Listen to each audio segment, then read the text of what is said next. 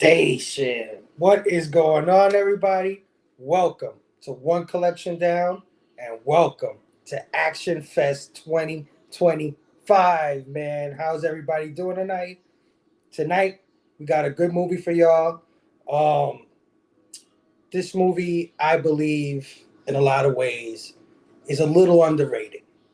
That's just my opinion, but we're going to get into it. We'll talk about it. Of course, I'm talking about 2004's The Chronicles of Riddick, the ambitious Vin Diesel movie that, after watching it, I got to say, it really is about family. But let's talk about it. Welcoming back my brother, man. Let's bring him to the stage. My homie from Go Figure Reviews, my brother Jelani Station. Yeah, bro. It is all about family. It is, right? Yeah, and how you lose them one by one. It's good times. Hell yeah, man. Thanks for joining me tonight, man. Thanks for coming back to the channel and helping me review this joint. Yeah, man, we're gonna get into it. We'll get into it. I'm so excited. But I'm also excited because finally, man, we get to have your partner from Go Figure Reviews on here, which I've been wanting to get him on for the longest, man. And I heard he's a pretty hard man to contact. He's a hard get. It's not easy to get this guy on the channel. I'm shocked. Of course, I'm talking about his brother and my brother, the homie Brooks Station. What's up, guys? Finally, man. Well, this is technically my second. I had like a cameo, like Oh right, when you were drunk, I remember. Well, no, I was high. I wasn't drunk. Oh, he was high. I was like, awesome. Oh yeah. But then again, I mean, what's different about any other day? Yeah, Fair that's enough. what I'm talking about. Yep, that's fair. But Brooks, man, thanks for joining us tonight to review the Chronicles of Riddick. Yeah, this is one like I remember from back in the day, but like I'd never seen Pitch Black, so I'd never bothered watching this one. But then like we watched Pitch Black for PCP nights, and I'm like, okay, so like eventually I guess I'll have to watch the Chronicles of Riddick, and got my opportunity. So that's nice. Yeah, two very different movies. Yeah, very different. Don't go into Riddick thinking you're going to see Pitch Black Part 2. Not at all. Not even at But all. we'll get into it. Let me also welcome my brother, man. Finally, I got him on one of these Actionfest things. My co-host from the all-new, all-different Blame Fable show. I'm talking about none other than Stu, Dr. Doom's fan club. Station. What is up, fellas? What is Thank up, you for having me. What is up? What is up? Thank you for having me. Happy to be here. Yeah, discuss this. I think this underrated, underlooked classic that almost killed Vin's career, but regardless, our boy bounced back. It's all about family, and he's bulletproof, man. So happy to be here, man. Thank you for having me, brother. Absolutely, happy Action Fest. I was actually kind of shocked that you like picked this one. I was like, okay, Stu. It's a reflex, dude. I'd seen it this is like one of those ones I think I just watched it, like I just saw like over and over again on reruns on cable TV and stuff like that, and it's like even rewatching it, so much of the iconic imagery is ingrained in my head. So like it was like when I saw you post that one, it was almost reflexive that I had to. My brother, man, you definitely endeared me to you that night when you signed up for it. I'm like, that's my soul brother right there. Man. Yeah. Till Underverse come, brother. Till Underverse come. Let's go. Let's go. All right, man. Let me bring out our next panelist here, man. She is the first lady of the PCP Army Bad Batch. Anytime I get to have my sister on the channel, it is just like, it's going to be a great night because she is just an awesome, awesome person. And she's also one half of Geeks Unleashed, man, which is a great podcast. Everybody sub up. Geeks Unleashed, Spotify, Apple iTunes, all that good stuff. Go find Geeks Unleashed. But anyway, let me bring her out. My sister, Jasmine Station. What's up, guys? What's up? Happy to be here. Oh, yeah. Also, the whole almost killed Vin Diesel's career. He passed up the cameo or the actual role in Tokyo Drift, and he made a deal with Universal so that he could personally buy the rights to the Riddick franchise for himself. No So way. Oh, that's sick. That's like one of the craziest things about it to me is like he's like scorching hot at the time. He had just made Fast and the Furious such a huge hit, and instead of making the sequel, he makes this. Like that's such a crazy call to make. So I got to respect him for that. Yeah. Yeah. he believes in it, man. He's still pushing it. He swears that there's going to be a fourth film. We'll see. We'll see. We've talked about a fourth film since 2013. I'd watch it, dude. If they get here. more Chronicles of Riddick, I'm here for it. I'm here. Yeah, hell Let's yeah. My But, favorite space criminal. I'm down. there you go. There you go. But let's bring out your partner, man. My homie, all the way from the UK. It is 2 a.m. over there, guys. But of course, because we had the lovely Jasmine, his co-host from Geeks Unleashed, he had to jump on, and I'm always grateful when this man makes a show of ours because, like I said, it's really late over there. I'm talking about none other than my brother, Mark from Geeks Unleashed. Yo, Station. go America. America, fuck America. yeah. Yeah. I don't Good wanna job, say man. that. I don't want to say the other thing that I said before we went live. People No, don't say that. Don't get me in trouble. Oh, man. Fable, look, you made 3 mistakes. First you took the job. Second, you came light. A 4-man crew for me, fucking insulting. Fucking, Honestly, it's not the yo, best you line. took my goddamn bit. I was gonna pull that bit out my hat later. I love it though. That's the best line in the whole That film. was beautiful. Yeah. It is. That was great. Got a bunch of That's great. bangers. Yeah. Oh yeah, this definitely has that quippy one-liner shit to it that Oh, I for sure. absolutely love from movies like this. But yeah, man, let's get into it. The Chronicles of Riddick. Let me pull out my notes here. I got a couple, because I can't remember half of this shit. I can't remember yesterday. I can't remember 3 hours ago. That was 2 hours ago. I was high. So the Chronicles of Riddick, guys, was released June 11th, 2004. It had a budget of $105 million and made $115 million worldwide. So, barely broke even. It was written and directed by writer-director David Twohy, who has written and directed every movie in the Riddick franchise. Twohy's other notable works where he was either the writer, the director, or both include Warlock, The Fugitive, G.I. Jane, and Critters 2, the main course. Oh shit. Wide variety. Oh. He's written some classics. Yeah. Banger after banger after banger. Of course, it serves as the sequel to the 2000 horror film Pitch Black. And although the film is considered a box office failure, the director's cut DVD release of the film sold 1.5 million units in one day.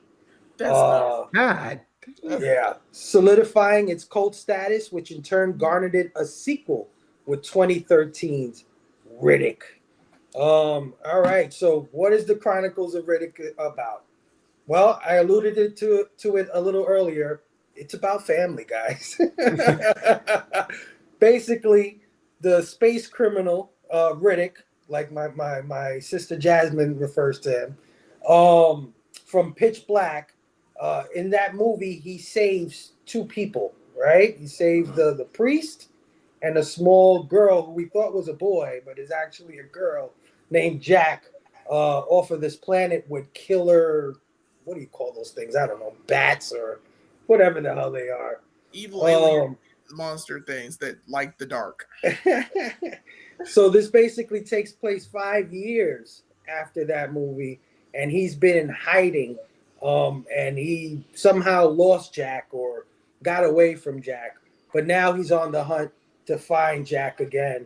And in the midst of trying to find Jack, man, these guys called the Necromonkers, this empire, has been taking over the galaxy. So unwittingly, he kind of falls into this whole political empire taking over thing going on, trying to find Jack. And in the end, my man becomes king of the necromongers. So this movie is like, when I first saw this thing, I'm like Brooks. Brooks had said that he never saw Pitch Black. I hadn't seen Pitch Black either when I saw this movie for the first time. I had heard that it was good, but I just never got around to it. And when I saw the Chronicles of Riddick, I had the lowest expectations, right? Because I gotta admit, I wasn't a big Fast and Furious fan either. Neither, dog. Yes. So you got Vin Diesel, and in a part two to a horror movie I hadn't seen. I had zero expectations watching this thing the first time. But let me tell you something.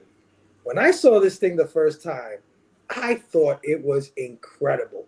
Not that it was the best movie in the world, none of that stuff, but it super exceeded everything that I thought the movie would be. I had no idea that it was going to be this big science fiction space epic that gave me, like, I don't know, Enemy Mine feels, The Last Starfighter. Remember when we used to make ambitious little science fiction movies? This gave me that, like, holy shit, this is a lot better than I thought it would ever be, or it has any right being. But it also was like the first time where my critic brain clashed with like the rest of everybody, the other critics, right? Because I started hearing, oh, what the hell is this? This is garbage. And I heard so many negative reviews, and I said, no, how? This movie is great. This movie's great. And you know what? I watched it again, and I stand on that hill, man. I still think this thing is underrated. I still think this thing is a good science fiction, fun time. That I don't know. It just deserves more flowers than it gets, and it deserves more. I don't know. It deserves to be continued in a lot of ways, in my opinion. But anyway, let's get to the crew. Let's find out what they thought about this movie, and everybody in the chat. Man, your overall thoughts on the Chronicles of Riddick. Of course, I'll start out with my brother, Jelani. Jelani, what are your overall thoughts on the Chronicles of Riddick? Ooh. Now, I saw Pitch Black in the theater when it came out. I saw it several times. That movie is amazeballs. If you haven't seen Pitch Black, I would stop this, watch Pitch Black, and no, don't listen to him. Don't listen. Go on. Don't I'm kidding. I'm kidding. You watch it. But Pitch Black is absolutely baller. It is one of it's sci-fi and horror, and it's like absolute peak. It's amazeballs. But Chronicles of Riddick, I was expecting to be that, and it is not that. It is a culture shock of you. How do you go from like this claustrophobic, evil, dark planet with these monsters that are you have to survive, and it scares the pants off of you, and then you go to Chronicles of Riddick, where it's just freaking necromongers and different portions of freaking planets and nonsense for a while, and you're just like, what? I wonder how much of this movie was like based off of a Vin Diesel D&D campaign. Yeah, it had to have been. It had to have been. I didn't even know this world existed. Like, they didn't portray that world in Pitch Black. And now we're getting this full-blown 10,000 years in the future, I'm guessing, sci-fi epic with like a guy that went to the nether realm or never thing and came back like it's the Underverse. Oh, Underverse. Dang it, Jasmine. Get it right, get it tight. I know, but it's a wild film. It is one of the wildest films I've ever seen after watching a horror movie. I watch a horror movie and then it goes into a sci-fi action genre, and I'm like completely thrown off. I've yet to see Riddick. I've yet to see Riddick because they're like, we fixed everything we did in that one and put it in Riddick, and I'm like, okay, sure. They did though. They did. It's so good. I will watch it. I will. Dang, Jasmine, I understand. But yeah, I will see it. I will watch it. It's just Chronicles of Riddick. Wow, it's just got a lot going on for it. It's a lot. It's a lot. It once again, I treat it more like a culture shock film. It's kind of like we did Wanted last week. You know, after reading the comic Wanted and then watching the movie Wanted, that's two different things. Mhm. Just like that's why I picked this movie immediately following, because I was like, yeah, these are two things that are like not based on these, not the source material. I would say it's just based on what came before it. Whatever came before it, it is not. And like, it would have been nice to go back to that planet for no reason and see the aliens there. Or no, they're not aliens. They're the people that live, the monsters that live there. I would have loved to see that again. Like, I don't know, necromongers crash land on that planet, and then like they get ate up, or Riddick like draws them to that world. The bats, right? That would have been fucking awesome. That would have been They cool. gone there and like drawn them and like ruined them, and then it comes back full circle, and then you're like, oh, that's awesome. That's a good call. That's an excellent throwback. But no, we get the Chronicles of Riddick. Don't dislike the movie. It's just there. This movie is there, and it has a lot of cool scenes in it. It's got a lot of great shots. The CG does kind of hold up. So it is watching it this time, like knowing, because I've seen this multiple times afterwards, but I had to cleanse my palate by watching Pitch Black again to make myself feel better. Oh man, They're two different movies. They're two different movies. Yeah, It's two different movies, but like it's got, the only difference is it's got Riddick in it and that priest and the girl that's not Jack anymore. She's my sister's name, Kira. Kira. And second they said Kira, I was like, that's my sister's name. You can't be her. She's not people that kills a lot faster. But it is what it is. It is a movie that existed immediately following Pitch Black. So yeah. Okay. All right. Well, listen, I'll take a positive that you saw it multiple times. Multiple. After it came out. Yeah. So I'll take it, man. I'll take it. But Brooks, man, the Chronicles of Riddick, what'd you think? Yeah, and to be clear, I watched the extended director's cut version of this movie. Nice. Wow. Let's go. Boy. Let's go. I feel like I've Showing off. seen the now. complete vision. But Sure. this movie, like I do, there's, man, it's like there are things I really like about it, but there's like a lot of things that I don't at the same time. Like the first thing is like I thought it was too long. Yeah, Like, it is. It feels like he's trying to jam too much into it. Like, he's got too many stories going. Like, I was thinking this would have made a great like 10 episode like mini series on like Netflix or something, where he could have like set up the Empire's rise and like all this stuff. But like it feels like he's trying to like he's kind of just forcing a bunch of stuff in here. Like he's got the kind of Macbeth story with Carl Urban's character, and like it's like you don't really get much resolution for it because it's got to move on to the next thing. Fire Planet. Take Fire Planet out. Whole Fire like, Planet. if it was done in episodes, you could do that. Like you could, Yeah. because you could build up like that. But in a movie, it feels like he's trying to compress it too much a little bit.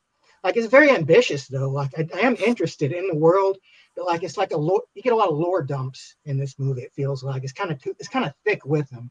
But like it's interesting enough so that you can get into it. Like it's still a fun action movie. But, it doesn't really hold a candle to Pitch Black at all. It was fun, but I don't think it's quite on the level of Pitch Black. No, I hear you. And you're right. I mean, it is ambitious, and that's probably some of the reason why I like it so much is because they went for it. Like, you know what I mean? He didn't necessarily. Yeah, like it looks like the CGI is really good for this time. Like, yeah, no, for I'm sure. just impressed. They were going for it. They were definitely going for it. But Stu, what do you think? The Chronicles of Riddick. I love it on rewatch, man. I love it. It still holds up. It's super rewatchable to me. It's like I like the pace, and I completely agree with you guys story wise. It's like frenetic and kind of all over the place, but each sequence and each like kind of set piece has its own redeeming qualities and good scenes. So I mean, I definitely, it's not a movie without flaws, but that said, I still really, really enjoyed my rewatch. And I think there's great performances in it. You know what I mean? And to me, I'm all about the necromongers, baby. I love the aesthetic. I love the aesthetic. I love like you said, Brooks. Great call on the Lady Macbeth vibes with Thandie Newton and Carl Urban with the mullet ponytail thing he's got going on. I love it, bro. And Colm Fiore as Lord Marshall. I don't care, Robbie. That's fine. That's fine. I'll wear it. I love it. Man. I love it. It's a ton of fun. So yeah, I really enjoyed my rewatch. It was fun to go down. Don't listen to Robbie. He likes The Exorcist 3. Nobody likes The Exorcist 3. Nobody likes that fucking movie. Yeah, just a movie doesn't have to be good or like, you know, in the Criterion closet for me to enjoy it. And you know, that's exactly what this one is. So I like that you can admit that though, Stu. Like it's not a good movie, but I like it. Yes. Yeah. Absolutely. All right. Jasmine, sister, what did you think? The Chronicles of Riddick. Okay, Fable, you're the first person that I have ever heard of that watched this one before watching Pitch Black. Yeah, in that case, I can see why you enjoyed this film because you had no frame of reference. No. But what happened here in this sequel is they started this franchise by giving us a creature feature. Right. It was a creature feature. We didn't care about there were no people. I mean, only people were survivors of this crash trying to make it off this planet. We get this next film, and now it becomes a space opera where we have a civilization that is trying to take over the rest of the universe, and you're just like, how do we go from what the hell? You're like the Scorpion King. You're supposed to tell me this first. You're supposed to tell me this in Pitch Black. They're running from necromongers, and they're trying to get somewhere, and they're crash land on this planet. Tell me that, and it'd be better. And then they show up on the planet, and then they get eaten, and then you do it again in the second movie. God dang it! It's not hard. Yeah, it made no sense. Like this being a sequel, it just doesn't make sense.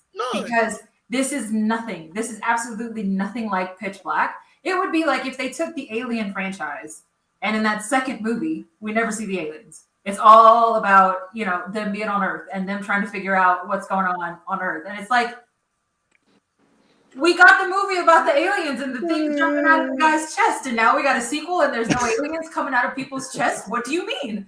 But people would be really pissed off about that. So for me, I do not like this film. It doesn't fit in the sequence. It doesn't make sense as part of the franchise. And it was just like, this doesn't even seem like anything Riddick would want to be a part of. Period. Like, and you notice it in the third movie. Like they start off with the necromongers in the third film, but quickly that goes away, and we get back to the creature feature roots of Pitch Black. Yeah. But as far as this movie goes, I couldn't care less. Like I'm not interested in the cast. I'm not interested in the only like storyline that I was kind of interested in was the other Furion. That's it. Yeah, that guy, like, you know, what was that? That was so wild. And then he's just gonna let his only the only surviving member of his race walk out into the go grab that man, bro. I mean, Riddick don't really care about nobody. I know, but still, it was like that was crazy. Jazz, let me ask you this: you ain't family. You ain't got shiny eyeballs like me. Do you think Vin Diesel had like was he tinkering more with like the writing and the production and like how they like the story of this film more than the films that came before and after it? I think so. This feels like a very Vin Diesel movie. He did. He was very invested in the character of Riddick, and so him buying the rights from Universal was his way of kind of taking ownership of the franchise. But honestly, I think they got a little bit just too big for their britches. Like there was no reason for Judi Dench to be in this film. There was no reason whatsoever. No reason for Judi Dench to have. But Vin Diesel chased her down. He flew to London to ask her personally to come and be in this movie. And I'm just like, why? Why? Like, why? I was like, Judi Dench is the biggest favor that had to be called in for this movie. I'm totally neutral. I'm like, no. I mean, what?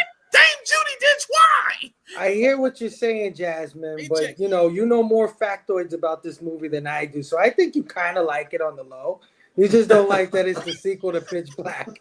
Well, okay, if it weren't a sequel to Pitch Black and it was like Riddick stepping out into somebody else's movie, sure, like that'd be fine. We can traverse universes. I'm cool with that. But like Pitch Black meant so much to me, like the first time I saw it. It's fire. Pitch Black was a thing that got me into fan fiction. Like that's how much I loved Pitch Black. I wanted more from that universe so badly. And I was so excited about this sequel. And then just to have all of that build up and like 4 years of waiting, and then this is what we got. And it was just like you just shit on all the fans that loved the first film is kind of what it felt like. Yeah, no, I hear you. I hear you. First time I saw it. I agree with you, Jasmine. That's the first time I saw it. I was like, this ain't Pitch Black. This ain't Pitch Black. I could totally. I would be surprised if Vin Diesel didn't make like D&D character sheets for every character in this fucking movie. Well, it's funny. Like all their stats and shit. It's funny that you say that because his love for D&D is what inspired the Necromongers and all of that stuff. But yeah, man, I understand you being in love with Pitch Black and then this being the sequel to that and it being nothing like that. I get that. You know, I didn't come into it like that. So for me, I was just like, this is like a great like a science fiction action movie. But I totally understand the whole Pitch Black thing. I can't fault you for that. I can't, you know what I mean? I can't take away any points for that. But Mark, what'd you think? Chronicles of Riddick. Okay. That's a good down the bit. He's doing the bit. He was doing it good too. Yeah, it was good. That was bro. Yeah, that was a good bit. Yeah. Better than Mike. Do you know what? My first ever DVD player was like that big, something like that. And I bought this DVD player. I don't know. I remember it was I saw like a newspaper article and I ordered this DVD player. And I didn't have any DVDs. And I went to the shop. I went to HMV and I remember it was like Waterloo train station. And I can remember the first 2 DVDs I bought. And I didn't know anything about them. Art of War and Pitch Black. Didn't know anything about either of them. And Art of War was alright. But Pitch Black, I was like, what the fuck is this amazing, low budget Australian movie? And I actually did look it up earlier. It was made for 23 million and it made 53 million. And I was texting Jasmine about half an hour before we started going, Chronicles of Riddick, this is the problem when people get given too much money. They went from, like Jasmine said, a creature feature. I don't know. I fell in love with the world of Pitch Black. And when they announced the sequel, I didn't even think this would be a film that would get a sequel because it felt like a low budget Australian film. Back then I didn't look up stats and Mark's now banned from TV. What for the Art of War comment? He's just mad because he gets to see Seth Rollins. Oh, Seth Rollins, guy. Yeah. I mean, true. Hey. Anyway, I love Pitch Black, and when I went to the cinema to see Chronicles of Riddick, I was so hyped up. I told a bunch of my friends, and we went to see it, and I just remember feeling like, when I left, felt like so disappointed. Anyway, 20 years have gone past, and I have rewatched it a few times because I do love the character of Richard B. Riddick, and there is scenes in this movie that I do get behind. I love the whole, when he's got the. I get to see Roman Reigns. All right. That's fire. I don't even know who that is. Last WWE superstar. He's the last one. I do really. The very last one. I'm done. Last one. For me, the parts of the movie I enjoyed the most were the non-necromancer stuff, like on the planet when he's getting chased by the bounty hunter stuff. I loved Kira. I thought she was amazing. I loved how kick-ass she was. I was so gutted that they killed her off. I was really hoping. Although I get why they killed her off, because Riddick is a one-man band. Whilst he does have affection for, like you say, the priest guy and Kira, and he's kind of a bit like those typical characters, the Lone Ranger type. It was always going to end with him being on his own. It was always going to end that way. Even if she did live, he would have gone off and done his own thing. in terms of the budget, CGI and all the special effects, still holds up over 20 years later. Of those necromancer people, though, I loved Thandie Newton, not just for how lovely she looks, but I loved how calculating and manipulative she was, and she wanted to basically, she could never be king, but she was happy to be second. And I love how overconfident she was, like flawless. But yeah, obviously the head necromancer didn't even want to give Carl's character that joy of winning, that he actually moved so Riddick could kill him. I thought that was a good twist as well. I think overall the film's all right. You know, I think of the three that we've had, this is not my favorite of the three, but I wouldn't say I hate it because I don't hate it. I would say it's all right. Like I think because I enjoy the character of Richard B. Riddick, I think it's nice to have another film with him. It is weird to go from a horror film to kind of an action, neo-noir, sci-fi, kind of like Avengers style intergalactic movie. But I like, if I take some positives from it, I like the world building and maybe some of the character development of Riddick. There's not really character development of anyone else. So that part's cool to see the expanded world. And they're not the first franchise to go from horror to action. I mean, Megan's just done it this year with Megan 2.0 is now an action film. So anyway, that's all I can say. No, I get it, guys. I get it. You know, like I said, my first exposure was not Pitch Black. When I saw those damn whatever monoliths coming through space and that ghost shit coming out of the ships and them marching down on the planet and the fucking guy with the helmet with the three faces on it, I'm like, yo, this is kind of inventive. And you know, the fucking oracle chicks that are inside those things, and I just love the science fiction aspect of it. But I understand if you just, that part is cool though. Like, I agree. The horror aspect is what was lost in this. He wasn't that big of a character in Pitch Black, right? He was just like a side guy, wasn't he? Or am I crazy? Yeah. I mean, Riddick's a main character.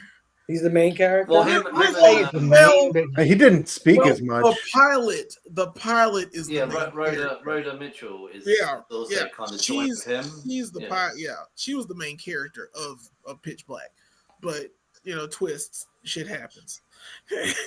But Riddick was, in fact, Riddick isn't into it like the first, I think, 20 minutes of the movie. I always got the impression that he was introduced. Something that popped off from that movie, but it wasn't his movie. Yeah, he's the Wolverine. Yeah. Okay. And he turned out to be the highlight and the hero of the day of that movie. It's kind of like a reverse Aliens or reverse Alien, where you think it's going to be Tom Skerritt and it ends up being Sigourney Weaver. So it's kind of those things. Yeah, and you know, I mean, if Aliens, a horror movie, became an action sci-fi movie like Aliens, you know, but it still had elements. It still had elements of the movie. Riddick does not. But anyway, we've talked about how great a character Riddick is, and I think there's a lot of cool characters in this movie. I think there's a lot of great actors in this movie. We have Vin Diesel, of course. We have Colm Feore, a great actor, played the Lord Marshal.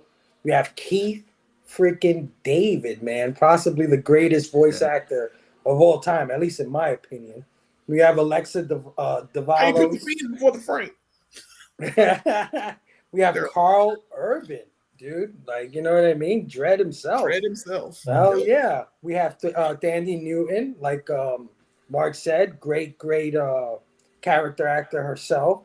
The Dame Judi Dench. I mean, wow, like what the hell? But I think there's a pretty cool amount of characters and actors in this movie. So I just wanted to highlight some of your favorite performances or maybe characters in the film. Jelani, is there a character or performance that you want to highlight? See, Mark kind of took Thandie Newton, and Thandie Newton is she can always get it. Like always, like all the time. Like if she said something to me today, I'd be like, "All right, I understand. We should probably." I'm not gonna pick her because Mark pretty much gushed over. No, you can sort of say. No, bruh. I can't. I will give quickly. you my 2 cents though. Hold on. You got my 2 cents. I saw Sandy Newton getting interviewed once on Graham Norton's show, where Jeff Goldman's sitting next to her, and she starts talking about how she doesn't shave downstairs, and Jeff Goldman's face was like, "What is going on?" Like it was like, and Beloved. She goes, "Sorry, am I making you feel uncomfortable?" And honestly, it was like the best interview ever. Like she's so confident, even in real life. Oh yeah. I just think. Yeah. She just didn't. Have you seen Beloved? Go watch Beloved. Go watch Beloved. You'll understand the bush. Life happens. She was talking about Westworld, and yeah, that too. But, yeah. She's such a great person, I think. Yeah, she is. She can get it. Yes, I understand. Yes, absolutely. 100,000%. I mean, everything you're just saying just makes more sense. I understand. I fell in love with her. Yeah, I fell in love with her immediately at Mission Impossible 2. She's easily the best thing in Mission Impossible 2. Easily. Because that movie is trash. Except for Sandy Newton. Do you hear me? I named my car. I named my first Toyota car I ever owned Tandy. For the longest time, I'd just be like, "Hey, Tandy, how you doing? I miss you. I respect you. Wow. I love you. I need you." Yeah, it's that deep. Yes, I lost that car. My dad sold it under me. But yes, not Tandy Newton. I won't pick Tandy Newton. I will. You just did, bro. You named your car after. Yeah. You named your car after. I think that's a wrap. I love you. I respect you. No, she's not my character. Y'all pick other characters. You can pick her if you want to. That she's still open. My character is the bounty hunter, Skeety. Yeah, the guy from Con Air. Yes, that bruh. I don't know know about Toombs. Yeah. Toombs. Yeah, he's my favorite character just because like. He gets left. I don't know about the director's cut, but he gets left in the cage with those 2 armadillo dogs. Which, by the way, taken the money. Yep, you should have taken the money. He was so gullible, just so stupid. I was so perplexed why this character was in the movie, and like he didn't die the first time. That's why I was so impressed. I was like, not only did you come back. You came back with another crew and still got screwed because you tried to chase Riddick. I loved how stupid he was. He was fantastic to me. He kept getting these guys and they just kept. Everybody died, didn't they? Except him. He probably just died. I like when he comes back with his second crew. He's like a 5-man crew this time. 5-man crew. Like that's not the same, bro. I like when and Riddick kicks that dude off the back of the ship when they're going down to the prison, and he looks back and he's like, "Oh, 4-way split." It's 4-way split. Yeah, should have taken the money. Yeah. But yeah, he's my next favorite character. I mean, there are others, and I'll give you all those. But God dang it, Tandy Newton, God dang it, woo! Yeah. She's better than Angelina Jolie from Wanted last week. She's way better. Way better. I'm done. No, I gotta agree, man. Toombs was absolutely fantastic. That guy is Nick Chinlund. That's the nickname of the actor who plays Toombs. I thought Toombs was so good that he should be a reoccurring guy. I don't know if he's in Riddick, but it sounds like he's not. But he should definitely is. He should definitely be. We'll get there. He should definitely be a reoccurring villain. Or somebody that, you know what I mean, always gets fucked up by Riddick. That would be awesome. But Brooks, man, any characters or actors that you want to highlight? Well, I really liked Carl Urban in this movie because, like, the only way I recognized him is he has a very distinct brow.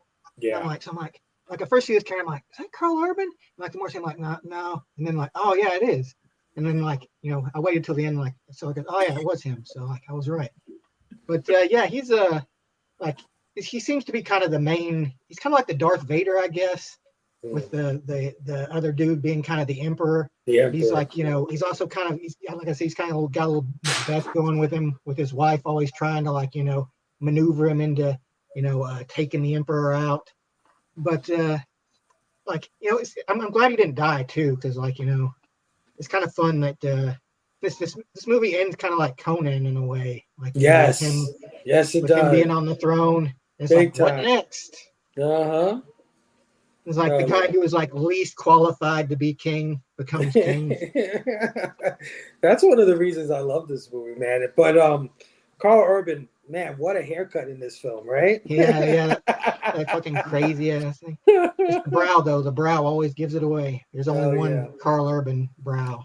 What I loved about his character also is that he seemed like sort of a cuck, right? Yeah, a little bit. Yeah, like it kind of sets up like right? maybe he's like overbearing to her. Totally. But it turns out that she always has him like wrapped around her finger. Right. Like she just fucking manipulates him. But there you can manipulate me all day.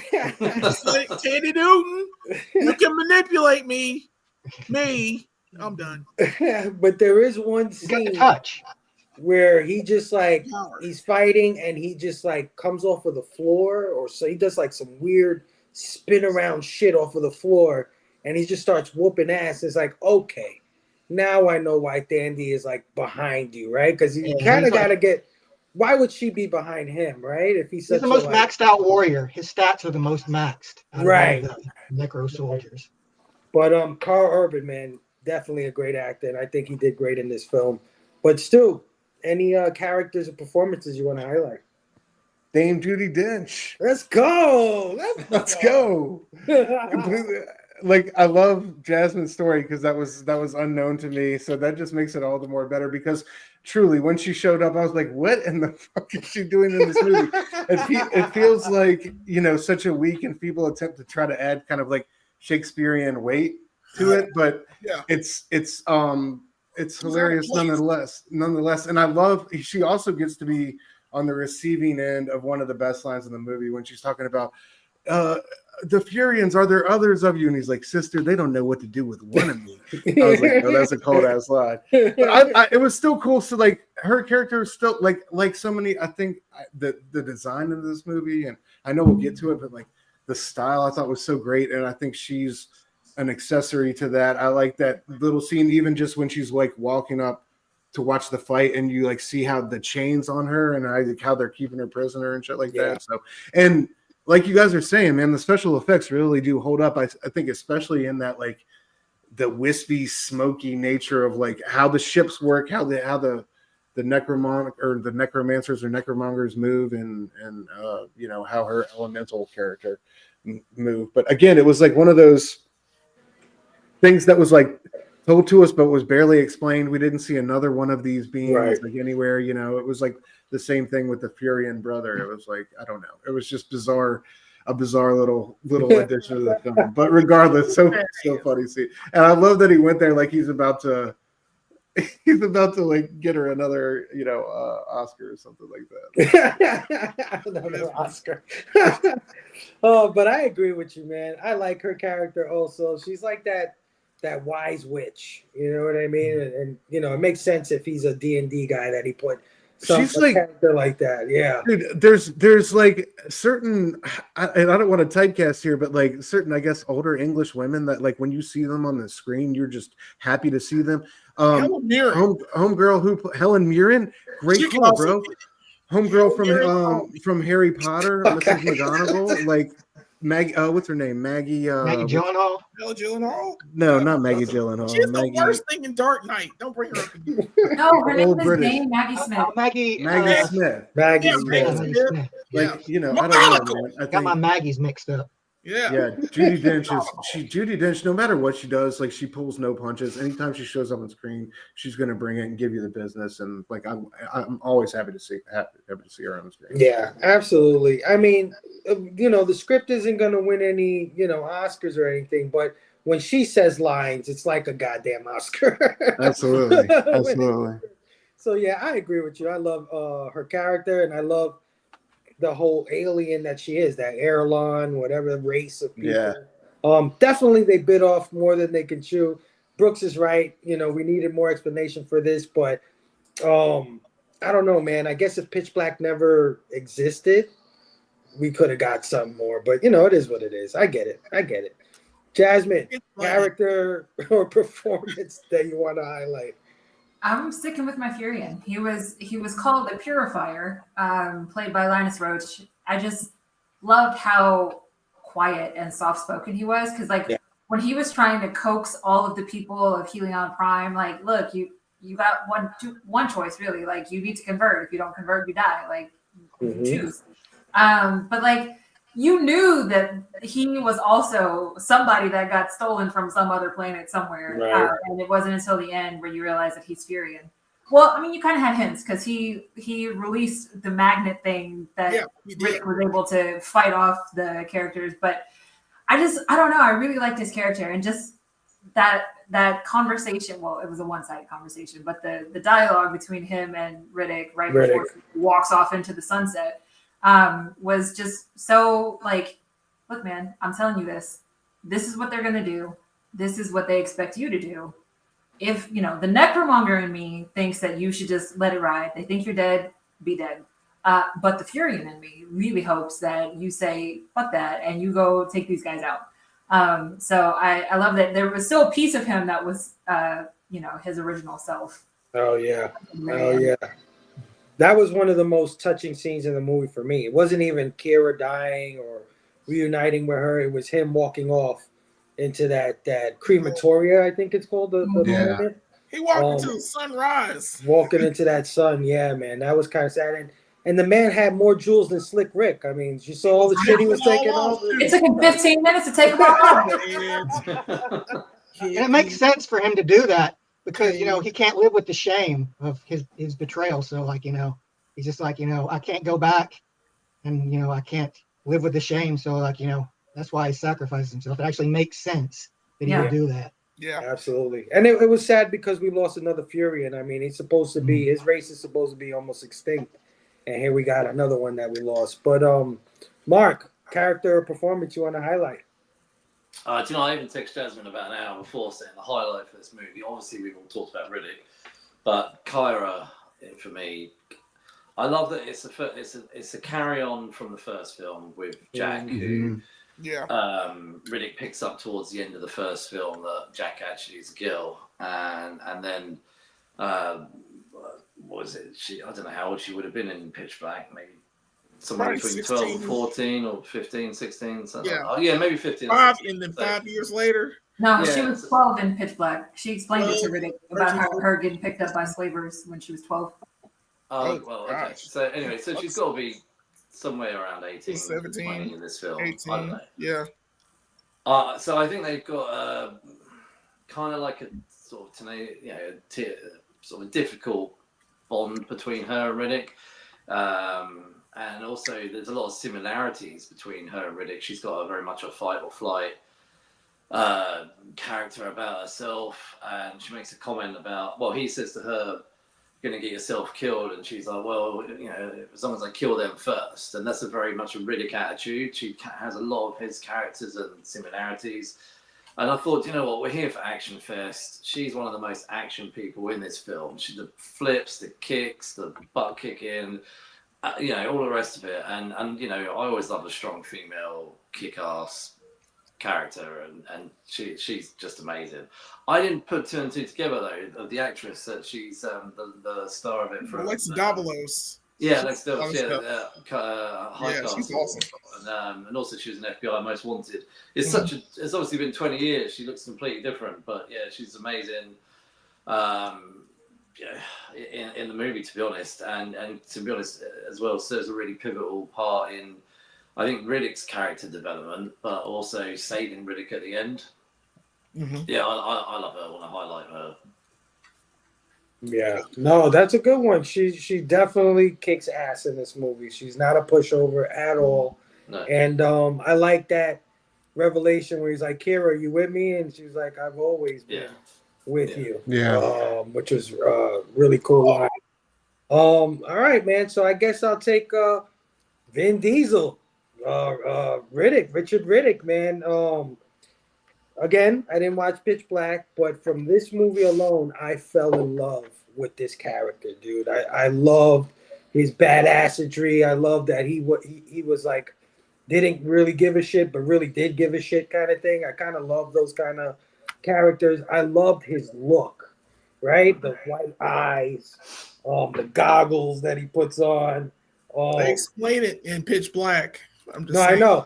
I know. Well, I was gonna say I loved it so much that I went and when there was a video game that came out for Xbox 360 called the Escape from Butcher Bay, where he was actually the voice of Riddick in that game as well, and they showed him getting the eye surgery in the prison. So like I said, it's more world building on this version of this character of this world that they created. But I got to tell you, he has all the best one-liners. That part where he's with Toombs and he's like, "You made 3 mistakes. First, you took the job." I was like, just everything that he said throughout the movie. And like Brooke said at the end, when he's like, the first time you see him as sad and brokenhearted as you will probably ever see Riddick, and he falls right into the throne, man. How fucking crazy is that? And all these people kneeling to him, and he's looking at them like, what the fuck just happened? I just love the way he pulled that off. So yeah, my favorite character for sure, hands down, is Vin Diesel as Riddick, man. Oh yeah, great, man. Nobody picked him. That was wild. Mm-hmm. Yeah. Except for you, I mean. None of us. That's just crazy. But Tandy Newton. Tandy Newton. So we talked about it a little bit. We talked about the style of this movie. A few of you said that you felt like the CG held up pretty well. I got to agree with you guys. One of the things that I absolutely love about this movie is the style. It has a different futuristic style than a lot of futuristic movies, right? To me, it's very biblical. I don't know if you guys got the sense of the Bible out of this, but I got a Bible, like a futuristic Bible sense. Just off of the whole changing your religion thing. You turn your back on your faith, and you know what I mean, that whole thing.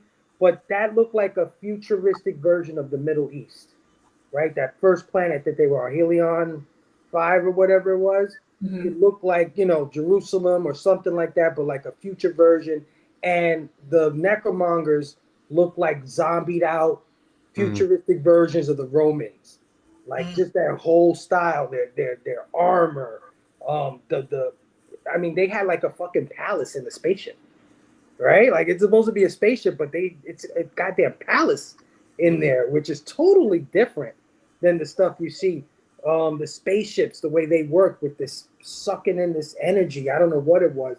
Their engines had this like black smoke that it sucked in, and just the style of the necromonger, I don't know, art direction with the faces, very Roman, columns and all this other stuff. So one of the biggest things that I love about this movie is its style. Structure, I do agree. It slows down when they get to crematoria.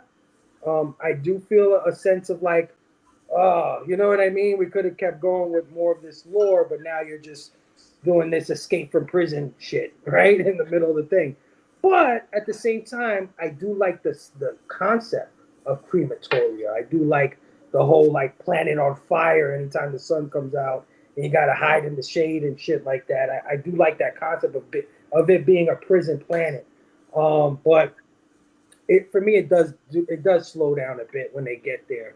But I really love the style. The structure, yeah, it could use some work for sure. But Jelani, what did you think about the style and structure of this film? I agree with everything you said, man. It's very iconic, or the iconic. What, I can't find the word. Iconography.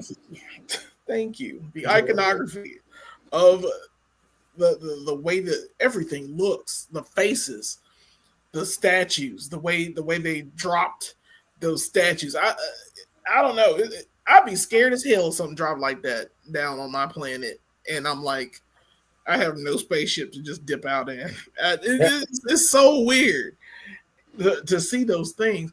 Like I said, it's still a shock to me because this is not Pitch Black. See, you have to realize after watching Pitch Black and how well it was made and how crafted it was, and the time period, the way it looked, it didn't look like this stuff was a part of that world. I get you. You know what I'm saying? It's two different tones. It's like a tonal shift. Yeah, what you're doing. It's a verse, man. There's a lot of worlds on it. Oh, I get it. I get the deal. I understand. It's just you gotta watch Pitch Black and then see Riddick and be like, "What the fuck?" It's apples and oranges. It's so weird. So I love the Roman thing. I love the army. You know, join us or die. I love how they showed the Fury, the Furian guy that kills himself. When they tell you how they put those needles in your neck, and they just sit there and hold those needles, and those are the converts. You know, it's the pain, and you see it, the searing, and then they turn the shot to him, and he's got those little nodules on the side of him still. So I'm like, when I saw that, I was like, oh man, everybody had to do that. You know what I'm saying? Carl Urban, even they have his set up where you don't even see his. Yeah. He's got the collar up. I love the costumes in this movie. Everything, they're beautiful. It's just I saw Pitch Black first. So so the style, yeah, beautiful. Actually, that gets 5 your digs on its own. It all looked good. Judi Dench, when, like you said before, Stu, I think you said it, when she's walking with the chains, and the chains behind her are dragging. That's how they're holding her, and she's still kind of floating there ethereally, and looking like an elemental and whatnot. That shot, gorgeous, beautiful. What the crap? That's gorgeous. But I saw Pitch Black first. Oh my god. So there's that. Yeah, well, one thing that you mentioned with the Furian guy, that little headpiece that he had throughout the movie, man, how intricate was that thing? It was beautiful. Yeah, his whole outfit was gorgeous. It was like he was a Grand Inquisitor. It's like he's a dude. It's necrotic in a way, but it's also gorgeous. I forgot. I'm sorry. I'm so sorry. I will go back real quick. Crematoria, the planet. I love the concept of it. It's dumb. It's a great prison planet. I wouldn't want to live there because the suicide rate has got to be high. It's got to be high. Because I ain't gonna be in no hole in the middle of the sun burning on my planet. And the damn jailers drop out the baddest ass looking armadillo wolf dogs I've ever seen in my life. Yeah. They're sent to kill you sometimes. Bruh, hell no. I ain't staying on no stupid ass planet like that. You kill me before I go to crematoria. There's no bounty on me. I can die now. It's fine. Hell yeah. But if Teddy Newton was there, it'd be fine. It'd be a little different. And by the way, if you're gonna do crematoria, that's why the main thing I was gonna say. If you're gonna do crematoria, you should have just made that the movie. That could have just been a movie by itself. I get you. And do that. I think like one of the 3 set pieces, like the first bit with Keith David and his family could have been something. Yeah. The second part could have been, and then like the third part with the necromongers could all could have been. Movie. There are 3 movies in this movie, and it's Superman all over again. It's 3 things with 85 subplots and 92,000 characters. What the crap is going on? Why does that dog not look like a dog? It's so weird. Sorry, I did just go. No, it's all good, Jelani. But I saw Pitch Black first. I'm out. Brooks, man, style and structure. What do you think? Well, I mean, I think for what it is, like, you know, it's got decent style and structure. Like I said, like, I think, like, if nothing else, if you'd have split this into 2 movies, it would have flowed a lot better. Because, you know, it's like like everybody's saying, like, it feels like there's too many plots. And like the jailbreak plot is kind of like the straw that breaks the camel's back in a way. It's like, oh my God, we're going through another fucking plot by the time you get to it. But I think if they'd have done it in like 2 movies where they like, set up the Empire in the first movie, and then at the end, like, maybe they take the kid away, and then you'd have more time for her, like, conversion to like sink in for Riddick in the second movie. Like in the first half of the second movie, he's like trying to see if he can save her.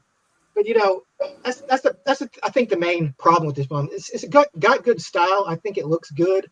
Like this movie reminded me a lot of like the early Final Fantasy games too, and that kind of like mixture of science fiction and fantasy.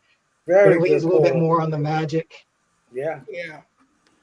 I wouldn't be surprised if Vin Diesel didn't take a little bit of inspiration from that series as well. But yeah, like style wise, I think it's good. The structure wise, it is a bit shaky. I think it's uneven. Like it feels, like I said, it feels too compressed. Yeah, for sure. I agree with you. Like I said, when they get to Crematoria, even though I like what's going on there, it does slow down the whole entire thing that they were setting up in the first hour of the movie. But Stu, what did you think? Style and structure? Yeah, echoing what you guys already said. I think structure is where it stumbles, style is where it sings. It's for me, it's all about the necromongers, man. It's like you said, Fable. It's like that. It's like Art Deco meets kind of Roman battalion look. And I just love, like you said, like the little precogs that they had. It kind of gave Minority Report vibes. They use them for fucking telephones. Like this dude just laying here to service somebody's fucking telephone. Mind regression. I love the little things with the scoop, like those old little decrepit things with the scuba masks on. Detected living beings, and it just seemed like so much detail and TLC was put into every little detail of that, and I thought that was the best part of it. But not only the necromongers, but like Crematoria, like you guys said, it was a super cool design for a planet. A likely candidate for like a prison of that type, and I don't know. The first set piece with Keith David's home was kind of whatever, but I thought the last 2/3 of the movie had great style. I just think the structure was a little disjointed. Yeah, I agree, man. It does seem like they put a lot of work into the details. Like Jelani said, with the little, everybody had that burn. That was something that they had to make sure everybody had, and like the daggers look super intricate. Yeah, like and they had them in their backs too. Weird. Like it was almost as if like you pulled that shit out and they would die. Like they were like toy soldiers or something. It was their pain. Pain. Apparently, you have no pain. You feel nothing because you exceed pain. Whatever their necromancy thing is, once you convert and they make you go through that, and you see the pain or you see beyond the pain, it means nothing to you. And that's messed up, bro. I would never want to be like that. Dude, that's what I'm saying. If they had started this movie with like a super dark introduction to the necromongers with like they need more time to develop super harrowing shit to like another civilization, so we got a good look, a good preview of like what they were about before, like I felt like they could have structured. Maybe put that in Pitch Black. I don't know. I'm just saying. Give me an idea. I just feel like, just from my point of view, there's not a lot of movies that do the Star Wars thing. Right? Like this was never compared to Star Wars, but they tried to do the Star Wars thing. Of course, it was not as successful, but they went for it, right? Like they try to create this big universe, this big lore. But I ultimately agree. I think it should have been probably broken down, and I think it probably should have never been the sequel to a horror movie that everybody loved and was expecting. You know what I mean? Yeah, so absolutely. But Jazz, man, what did you think about style and structure? Yeah, I mean, costuming, it's great. It's good stuff. Set design, great, good stuff. I can also see a lot. This is totally unrelated, but a lot of similarities between Mass Effect 2 and this film. We have a character in Mass Effect 2 named Jack, who everybody thinks is a boy, but is really a girl, and she's also like psychotic. We've got all kinds of, I don't know, like all kinds of similarities. The Shadowbrookers base in Mass Effect is on a planet that is half cold, half hot, and it's constantly rotating. Like it's always chasing the shade. So it's really interesting. I think it probably had a broader effect on a lot of other sci-fi properties. But like Jelani said, I mean, it's not, let it go, guys. no, man, I can't let it go. It's not what I wanted. Okay, it's not me as a fan of Pitch Black. I love how y'all just came here to be jaded and like it's so great. That movie was The Matrix. When I saw Matrix in '99, and I saw it the very first time, I was like, "What the fuck did I just watch? This is gorgeous. This has changed my life." That's what Pitch Black was when I saw it in theater, in the dark with other people, and it was wrong, and it was very wrong. And like you get from that to necromongers and flaming planets and whatever the hell that was, that movie Chronicles of Riddick was, as opposed to what you saw. So it's like watching Matrix and that fourth one that doesn't exist.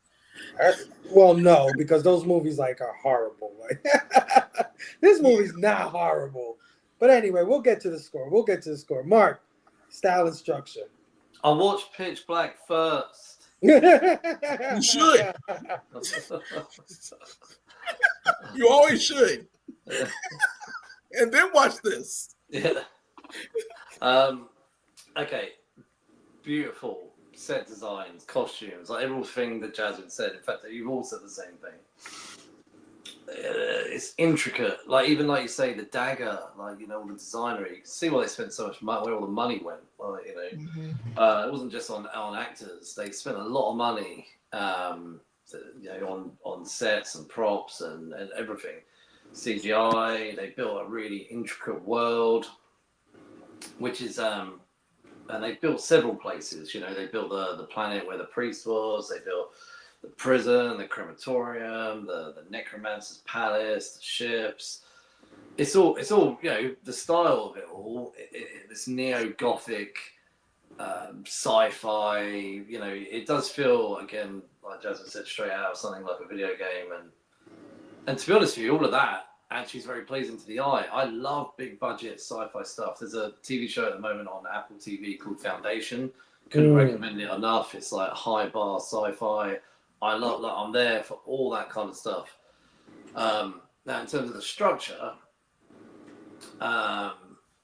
Christopher Nolan, he's well known for having movies that have got multiple plots on, and each one of those plots could be its film on its own, and he juggles it really well.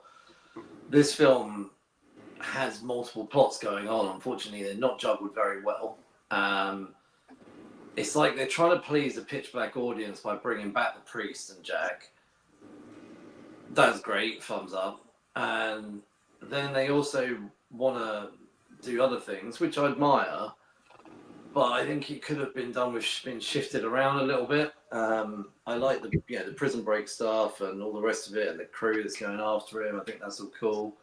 What I don't like is how we've got this necromancer thing. For me, didn't feel built up. I think it could have been done with being built up a little bit more, and maybe this could have benefited from having a 2-movie structure. Yeah, this is a third movie kind of talk. Yeah, and one of the things I didn't like at the end was that how Kira suddenly was by his side the whole movie, and then suddenly she walks out converted. Yeah, I know she did flip back again and did help him, but there was that Hunger Games film where they ended it on a cliffhanger where the boy had been converted over to the I can't remember the people that look after all the Hunger Games. And it ends on like a cliffhanger. Like something like that would have been cool if we'd have really like built up Kyra's character throughout the film and then ended with her, now with them and like almost turning her back, like an ending with something like that. Look, there's many things that you could have done with this film other than what it was. So yeah. You know what's better than this film though? Dark Fury, which is like the little short, tiny animated film that comes between Pitch Black and Chronicles of Riddick. I saw that they made that. I want to watch that. I haven't seen that. It's really good and it's really short. Hell yeah. All right. Well, another thing we like to always touch on is the music in the film. The music in this one was done by Graham Revel, whose notable works include Dead Calm, The Crow, Street Fighter, Oh, Mighty Morphin Power Rangers from 1995, makes sense. From Dusk Till Dawn, The Craft, The Saint, The Negotiator, Bride of Chucky, Titan AE, Laura Croft Tomb Raider, Daredevil, everybody's favorite, Freddy versus Jason, and Sin City. So not a bad resume for this guy. Great. I'm saying his name probably messed up. Graham Revel. But I thought the music was really grand in this movie. Just the way they try to be ambitious with the set design and the whole thing. I think he did a good job of blending sort of this Roman Empire-ish kind of thing, also like a dead version, like a zombie version of it, but also with like Persian kind of, influences in there, in and out of there. So I thought the music was pretty decent. But Jelani, what did you think about the music in this film? It was fine. It was loud. It was bombastic. It goes well with this empire, like you said. It does. It matches it. Yeah, I like Telion Prime's music. The theme they had there for that. The sound design, the music is amazing. There's a scene where I was washing a dish in my kitchen while it was playing. I was coming back to it and I heard this slink, slink, slink, and it was with music. And I was like, what the crap is that? And I walked back over and it's Riddick like moving his knives, like dragging his knives together. And like the music behind it was really cool. And I was like, oh, I get it. Okay. It's like knife sharpening music. It was worth it. And the sound design with matched with the score very well at that point. Yeah. So it has its moments. It's got good. I mean, it's good music. I mean, you can dance to it. I ain't sitting up here trying to listen to it. Well, especially when it opens up, right? Like the whole when they're explaining the necromongers taking over planets and shit, and it's got this like kind of thing going on. I think it should have been like if you're gonna do necromongers, if you're gonna do that character, you're gonna make that race of people down. These religious cultist nutbags. If you're gonna make this, you need to make them scarier. You need to make them more menacing. You need to make them to the point where you don't see their faces. You know what I'm saying? All you see is that mask, or you don't see their faces. Like they just don't shoot at their face. It's more implied that they are horrible. They're particularly on Prime, where you could have made that scary, and that music would have built up to that. Like the way they kill Keith David, I'm just like, eh.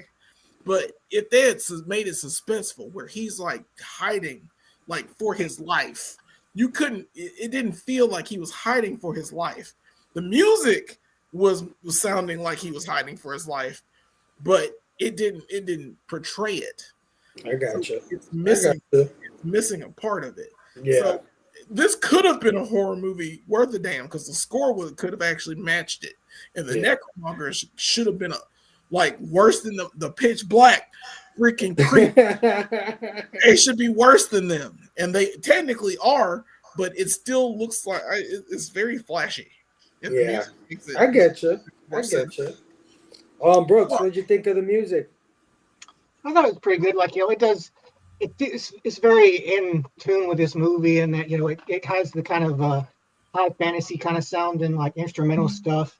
It also has like kind of the action movie, like early 2000s action movie, kind of like badass movie kind of vibes too. Mm-hmm. So like I think it works well with this movie. Like I wouldn't say it's like the most noticeable, but it does pop out in places. But I think it's a decent soundtrack. Like interesting. It's an interesting mixture. I think. Yeah. Like I'm glad that they made it. It does have. I'm always glad when people try new things, try mixing things up. It feels like they were kind of doing that with the soundtrack. They're kind of like trying to do a mashup of high fantasy and kind of like action movie stuff.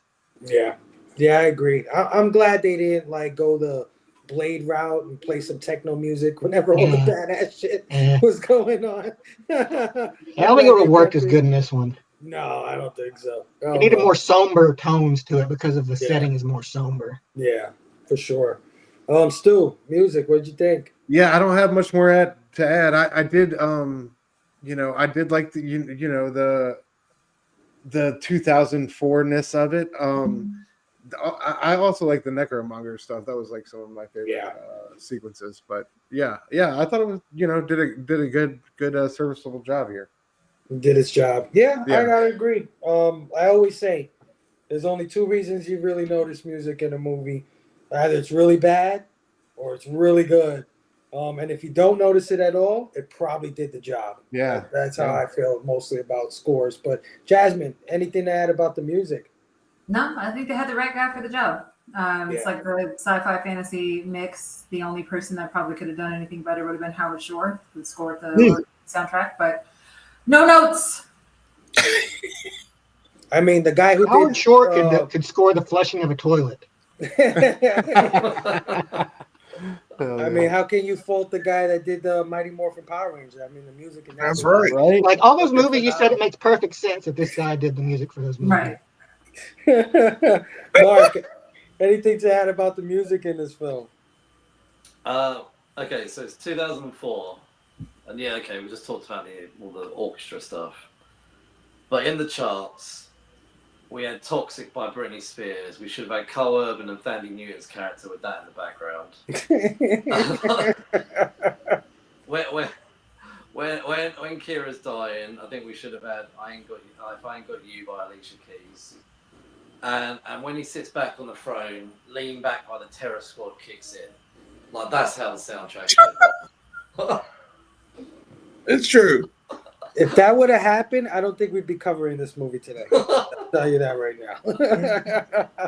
All right, yeah, man, I agree with all of you guys. I think the music fits for the tone of this film, for sure.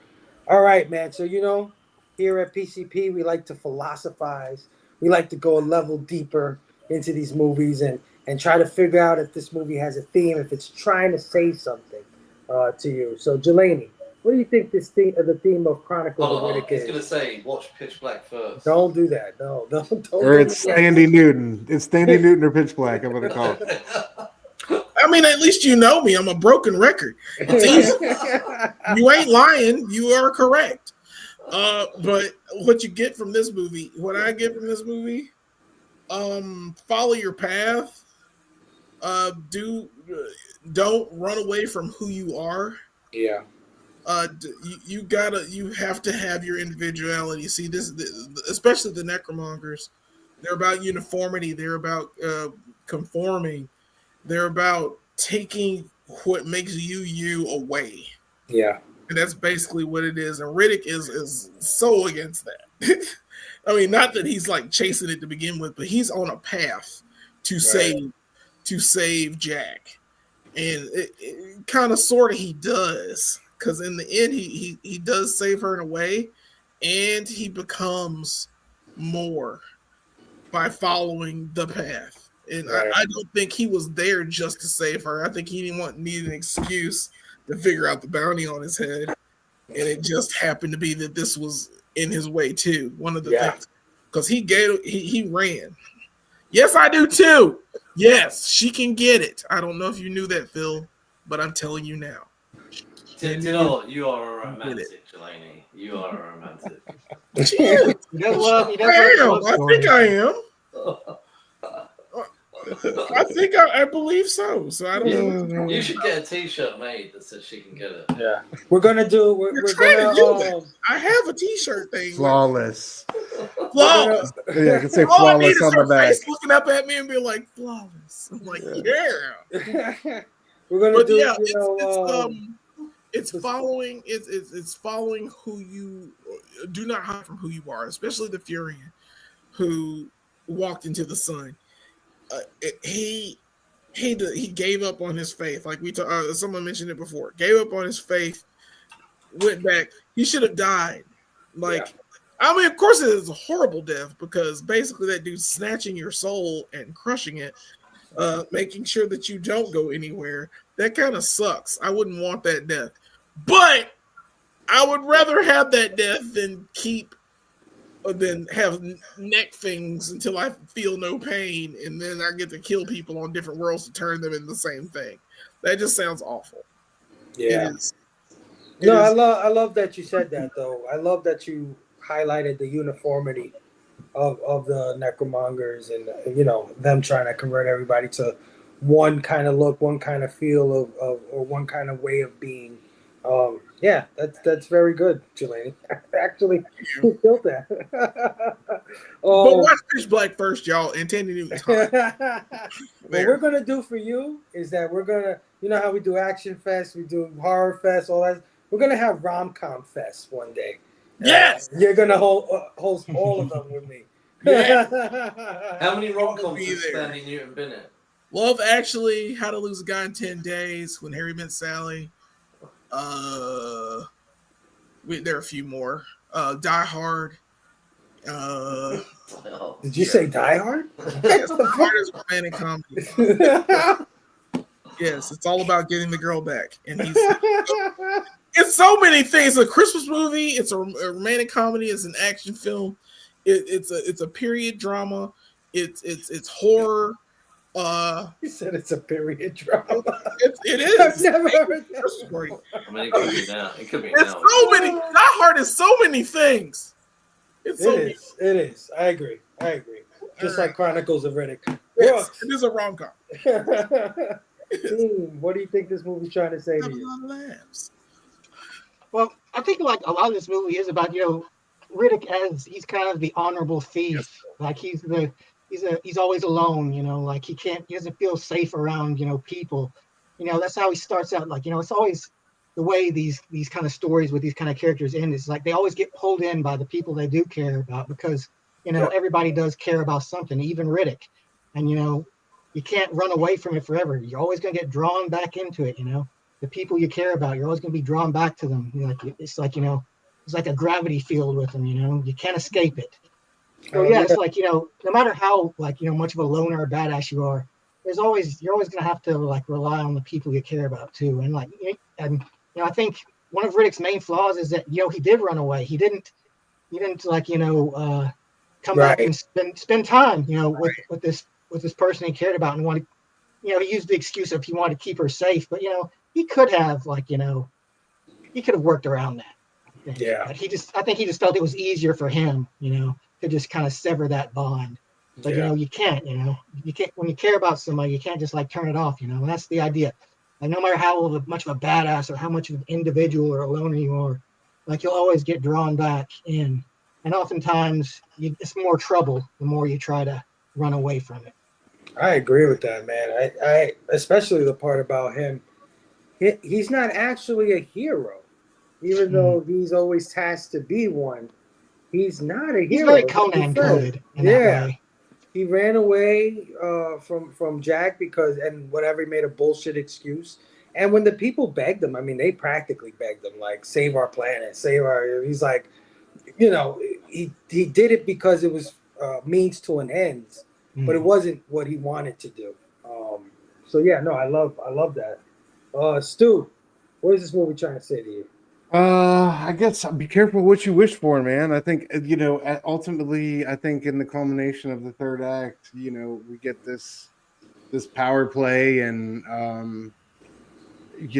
power play kind of combining with Riddick's revenge, and we see both of these things kind of work out, not how these three people expected, whether it's Carl Urban's character or Tandy Newton's character or Riddick. So I think I think it has a lot of things to say throughout different parts of it. I think it touches on different themes throughout, but I think at the end with him on the throne, I think that's what it says most to me. Just be careful what you wish for. Oh yeah.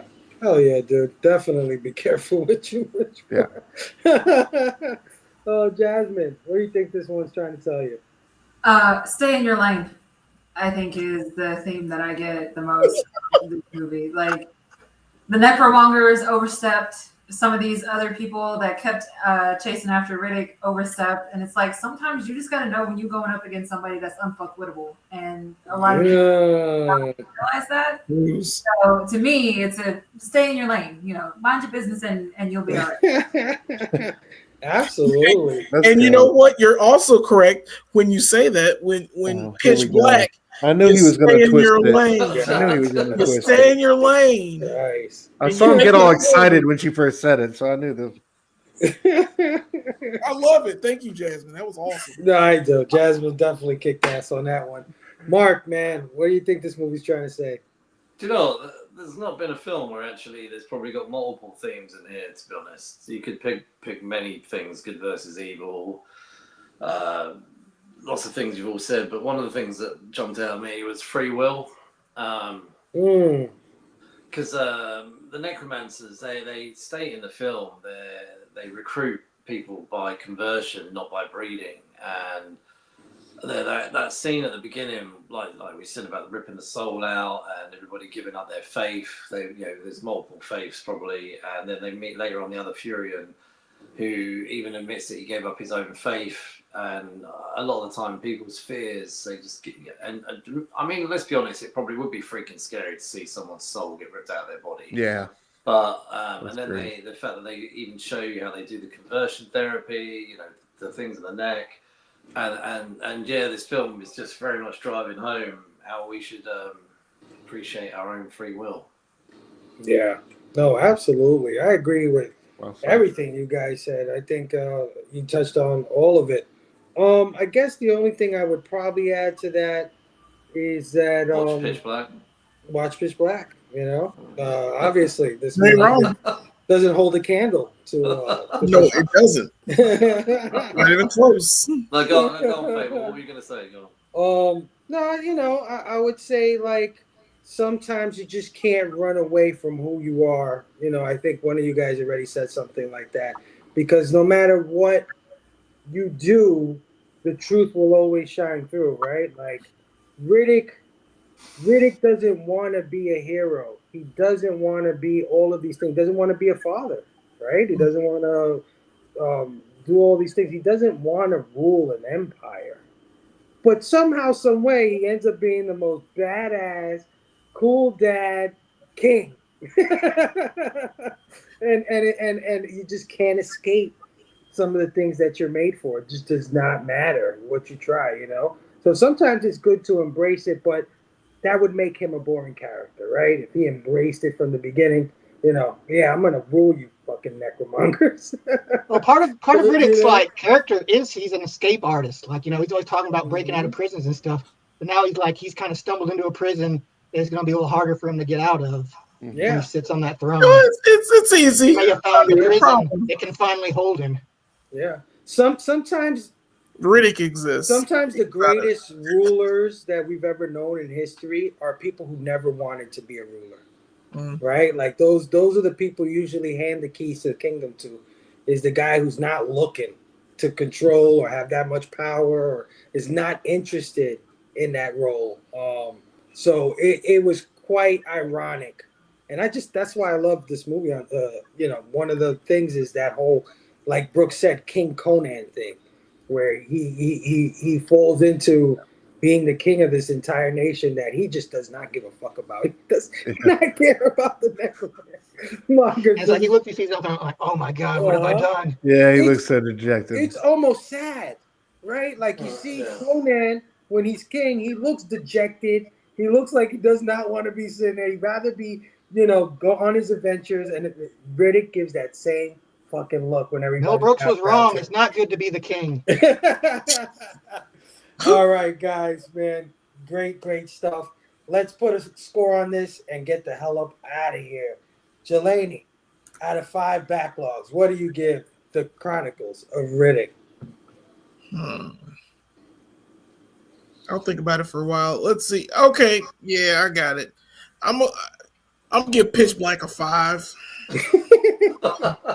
Pitch Black is the sweetest freaking movie. Like the music and the pacing of it and the sheer terror of it. A little slow at the beginning because you're getting to know these characters, but once you get there, wow. Once the dark evil comes and Riddick has to be there to help, oh god, it's gorgeous. So it introduces us to Riddick, and then we get his chronicles. So in his chronicles, after I watched that, I'll give that movie a 2.5 backlogs. Oh man. I've seen it multiple times because I was confused and needed to figure out why I was watching it. But then I saw it on your list and I was like, I have to talk about this because it's not Pitch Black. I picked this and Wanted, like I said before, because they are things that I was introduced to first. And then I got the chance to see them on the big screen and like they did not translate.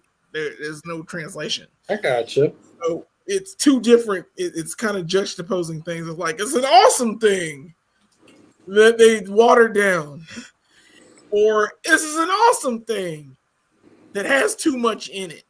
You know what I'm saying? I got you. Take out the 30 minutes of this movie, and I'd be all right. Just make the flames in it. I'd be all right. I would love. I would love to hear a review. I would love to live in the world where Jelani never saw Pitch Black and just gave this one the fair shake that I think it deserves. Okay, so fair shake. If he never seen Pitch Black, I will give this a 3 because it still looks good. It's rewatchable. It's got good CG. It's got a great cast. The script is overloaded.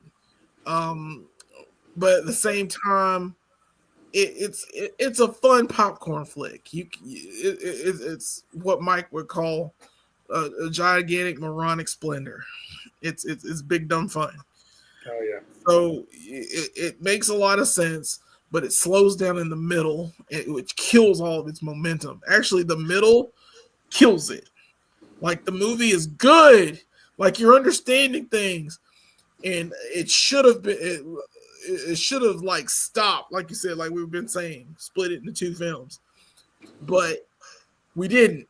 We got this film, you know, and it's too much. Yeah, it's too much. It's pretty to look at, but structurally it is dead. The music is okay, but it's loud and bombastic and fun. I would say if you haven't seen Pitch Black, I would just watch that. So,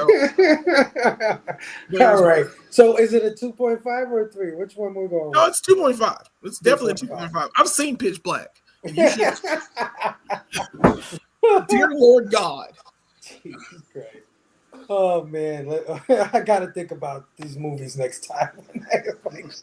No, I love these. When Jelani says, I want to review that, I'll be like, I wanted to. Yeah, you do need to seek out their intentions. Yeah, what are you really trying to do? I really listen. You wanted me. You got me. I got you. This is true. This is true, my friend. I cannot Thank lie. you. Brooks, what would you give the Chronicles of Riddick? Well, I don't agree with Robbie. I don't think this movie sucks, but I can see why Robbie thinks this movie sucks. Like, I know exactly why Robbie does not like this movie, and I'm kind of with him. But like, I kind of like, you know, I'm much less cynical than I was like in my like say 30s or 20s. Like, I feel like I can enjoy action movies like, you know, and fantasy movies more. But I feel this movie is too ambitious. Like, I think it tries to reach too far.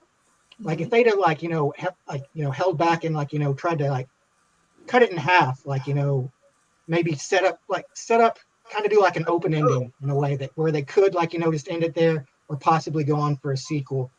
But like, you know, it feels like he was trying to like, you know, get as much as he could into this movie, try to get as like, you know, fill out as much lore as he could. And it makes it kind of weighs the movie down a little bit. That being said, I did still have a pretty good time enjoying it. I did feel it was a little bit long, like I said. But, you know, it was mostly a pretty fun watch. I think Riddick as a character, he does suffer a little bit from like Vin Diesel's like kind of tendency to make himself like too edgy and badass sometimes. Like he doesn't have like the easy charisma of like an Arnold Schwarzenegger or a Sylvester Stallone. Like, you know, he makes a few wisecracks here and there, but they don't land as well, I don't think.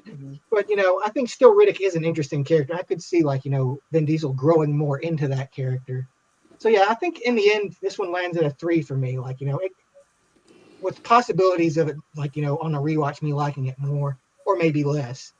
But like right now, I'd say it's pretty middle of the road for me. Like, you know, it's a good fun movie, but not like, I wouldn't call it like a masterpiece. Absolutely, I agree, man. I can't argue with any of that. At least you didn't talk about Pitch Black. That's the main part. Yeah, like I haven't seen Pitch Black in a while, so like the connection wasn't like, you know, there. I saw Pitch Black before I saw this. I had to clean my palate before I saw my palate, and then probably I'll need to watch Pitch Black again to clean my fucked palate. up, man. You shouldn't watch Pitch Black before this one. Yeah, you should. How can I do that? How can I? You watched it wrong. You watched it wrong.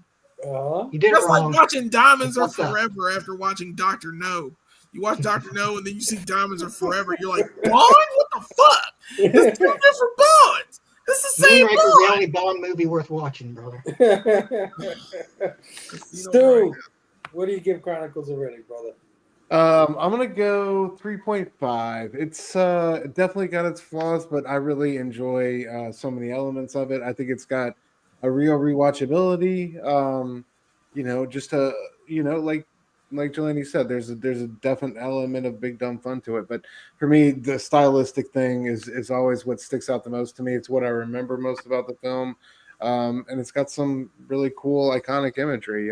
And I still think it's incredible that all these years later, what year was this made again? 2003. Dude, 2004. that's crazy nuts that 22 years later the CG looks that good. Like that's It looks crazy. really good.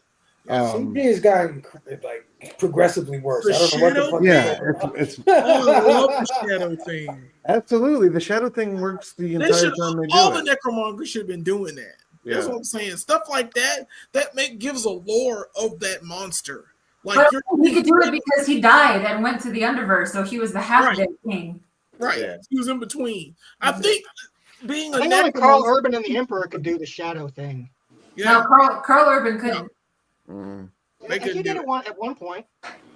the He king didn't guy. do the soul rip, but he did the shadow thing. Like Yeah. a shadow teleport type deal. Yeah, it seemed like it was a rite of passage for the ruler of the necromongers. But yeah, for me, it's a 3.5. All right, I respect it. I respect it. Jasmine, what do you give the Chronicles of Riddick? I go 2.5 as well. Just on this, like, She saw Pitch Black. Yeah, that's it. I wasn't gonna say it, but I watch Pitch Black. came to this franchise because I like the gore. I like the crazy death sequences. I like the blood and the guts and all of that stuff. And this didn't have that. And as much as I would like to look at this as a standalone, it's really hard to do that when it's in the middle of a trilogy. So I don't know. It's hard for me to judge this movie as a standalone film because I don't think that it is a standalone film. It's connected in character only to the first one, but it's connected to the third film. But 2.5. I don't hate this movie, but I do not enjoy this movie. I got you. Mark, man, what are you giving Chronicles of Riddick?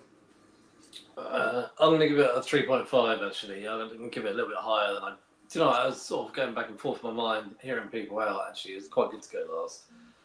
It is a fun movie to watch. It's not, I've never said I hate it or anything like that. And I know there's all been those little gags about the first movie.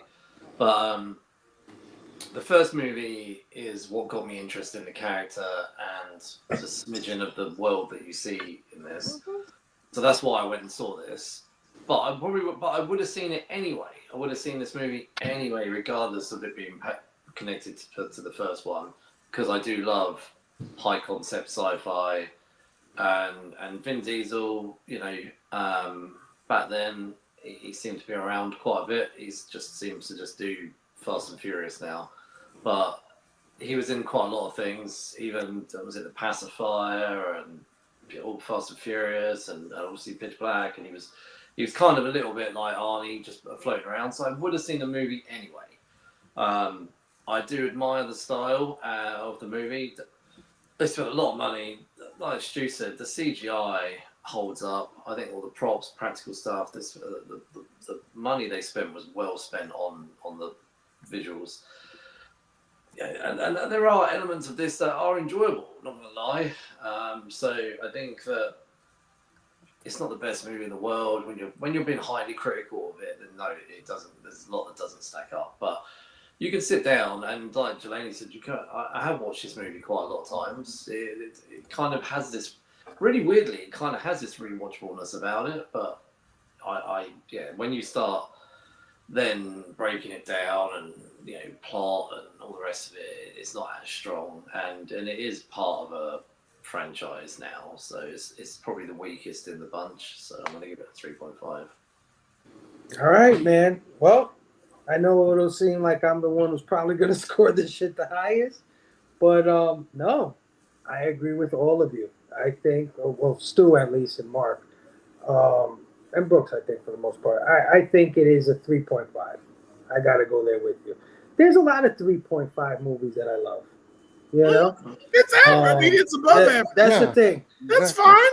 Yeah, it doesn't have to be the they gotta most wow you. crazy thing in the world. But if I had to think about it, this is too much. This is two movies in one. It really is, because when you get to Crematoria, it's like, here's a new set of villains. Yeah. Here's a new set of friends to follow or whatever. Here's a new plot that we're doing, and then at the end we get back to the beginning, and it's like, okay, well, I forgot about all that shit.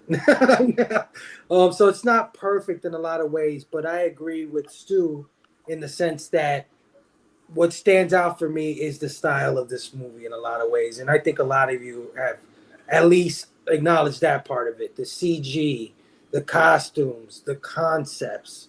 I think all of that is pretty solid. But, I love The Last Starfighter too. That movie is horrible. I love a lot of these. It looks good. Science fiction 80s movies that I used to watch endlessly and rent endlessly from the video store, but I know they're not fucking the greatest thing in the world. But I do have an appreciation for this film. Now, maybe had I seen Pitch Black, I might be in the same boat as Jelani or Jasmine, where it's like, what the hell were they thinking? With this is not a horror movie. What happened here? But I do appreciate the vision and the scope. So, but at the end of the day, you guys are right. I mean, it is a 3.5. So we got 3.5 for me, 2.5 from Jelani. Brooks, you did 3, right? Yeah. 3. Stu, 3.5. Jasmine, 2.5. Mark, 3.5. Right, Mark? All right. So what is that? A PCP average of 3.725, 69, dude. We got, Man, ain't no 10-way Newton naked in here. I give you. But it has Tandy Newton, so you gotta give it a point for that, or at least a 0.5, for Tandy. I wanted to say flawless, like to be all the time. Look me dead in my eye. Yeah, I mean, one of the things that I felt when we were reviewing this is like, is it properly rated or is it underrated? But I think it is properly rated. I think everybody kind of has they don't think it's the worst thing in the world, but it could have been so much more. Whether it's the great sequel to a horror movie, the beloved horror movie, or whether it's this grand, space opera that they were going for with the with this iteration of Riddick. Either one, it could have been more, is the point. So yeah, I think it's properly rated. Guys, this is amazing. Thank you for hanging out with us tonight. Oh, yeah. Before we head on out of here, I want you guys to tell everybody what you got going on. I'll start with my boy Jelani. Jelani, thank you so much for doing 2 of these with me, man. I really appreciate you. I wish I could do Next time you sign up for a movie, though, I'm gonna offer you a different movie. I'm not. No, You sign up. no, I'm not. Trust Is it me, gonna I'm be not Pitch Black? shitting on your movies, man. You have great choice. You have good taste. I would have reviewed this regardless. But I had to do Chronicles of Riddick. You showed me that list. I was like, I gotta do Chronicles of Riddick. I gotta say my piece. The person, it's not you that surprised me. I actually thought you were gonna go in this direction. It was Stu that surprised me because Stu had, he seemed enthusiastic, and I think he still has a love for this movie. And Jasmine, I thought Jasmine was gonna be all like, yeah, action movie, crazy criminal. But she was like, wow, this movie is terrible. Nah, bro. She was right. She was right. Jasmine, you're right. Pitch Black. You can't watch when you sent the list, I was like, Chronicles. Does he mean Riddick, the third one? And I was like, Chronicles. Does he really mean the second one in the franchise? The second one. That's why I text Fable yesterday. I sat down to watch it, and I texted him going, "Which Riddick, by the way?" He's like, "Chronicles." I was like, "Oh, okay." Oh shit! Wrong one. Now I gotta watch Riddick. I haven't watched it. I need to watch it. You have to. Yeah. Well, I mean, Chronicles of Riddick. No. For watching Riddick. No, we pretend Chronicles didn't happen, and Riddick is a direct sequel to Pitch Black. Okay, tonight. Let's get watched tonight. I'm gonna rent it if I have to. Okay, well then, can you drop me a line after you watch it? Because I can't believe you haven't seen the third one. Because of Chronicles, I was like, the second I saw Chronicles, I was done with it, and I saw it like 2 more times to be sure, and I was like, yeah, I'm done with this. I'm not. No, I've seen Riddick like 20 times. Anytime it is like on TV, I will stop what I'm doing, sit on the couch, and watch Riddick. Damn. How many backlogs would you give it? 5. Whoa! Let's go. The third one, like Pitch Black. Jasmine, you sold watching it like tonight. Okay. Janie, the first one made a you profit. know. The first one made a profit. The second one, broke even, lost. But the third one made a profit. Oh, I didn't know that. Yeah. Yeah, well, Well, that's the because budget went back to low budget. It was 38 million budget. Because people saw it's a Chronicles horror of movie. Riddick. It was like, I need more Chronicles of Riddick. That's what happened there. Yeah, you Just don't to big let you know. budget. You don't big budget. But Jelani, let everybody know what you got going on, man. Oh yeah, man. Great discussion. Brooks and I do this thing called Go Figure Reviews. I like to promote every time I'm on a show. We're simulcasting it now. It is we do toys, we do show and tells, we do things that like people don't review on Robbie's channel anymore because he cut out show and tell. So we do it. And like he cut out this review, right? Yeah, he cut out this review. He's like, fuck God, Robbie, I'm always here for the first 5 minutes, but after that I got stuff to do. It's fine. It's all good. He's a busy man. Yeah, wham. Allegedly. And water's wet. Yeah, and the air is the sky. I got this sound wave. I'm just wanting to show this. I like the sound wave anyway. It's not something I reviewed though, but we did review the Maximum Spider-Man figure and the highest rated video we've had all year, which is the Cobra Rattler. The HasLab Cobra Rattler is a jet. It is the prettiest jet you've ever seen. Please watch our video for it. Please subscribe. Please say Tandy Newton is hot. She is. She can get. Yeah, she's. And watch Pitch Black, y'all. Thank you, man, for joining us. Definitely go sub up to Go Figure Reviews, and man, I'd like to see some more Transformers on your channel for sure, bro.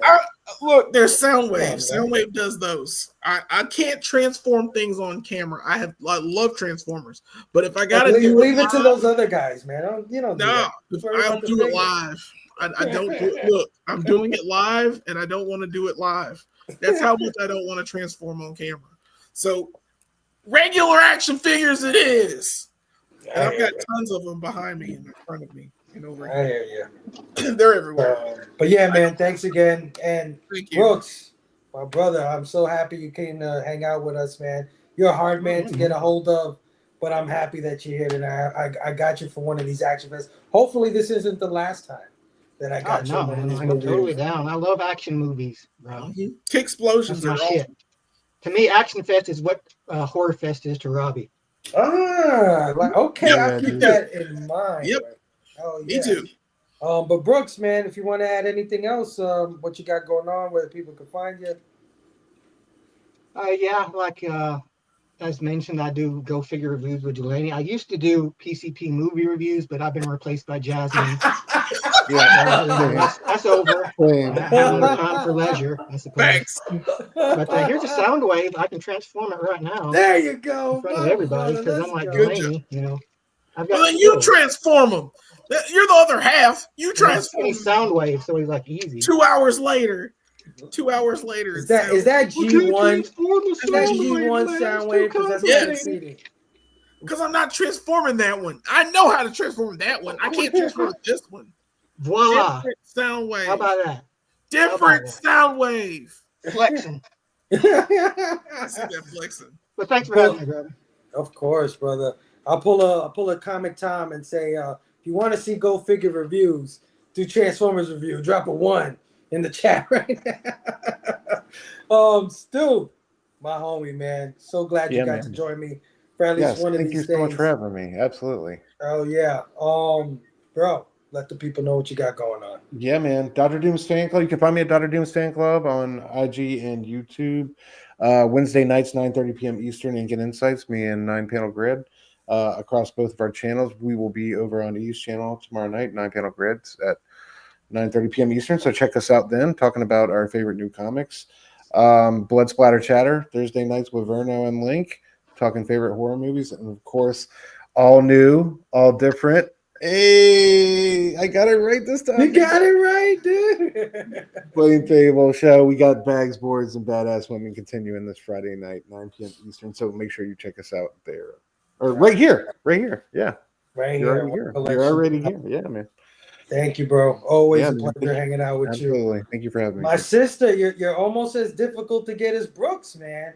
So, I should feel super lucky I got Brooks and Jasmine on the same fucking show. I had to give you a number. I had to give you a number to kick. Jasmine, my sister, let the people know what you got going on, where they can find you. Well, first, I just want to say thanks. I am like Brooks, like action movies are my jam. So always happy to talk about action movies. I'm sending 2 of you the list first. I don't know why you're not sending me this list. And put Lethal Weapon on it. But I'm gonna leave the promo to Mark, so Mark can tell you guys what we got going on. Oh yeah. Well, always a pleasure having you, sis.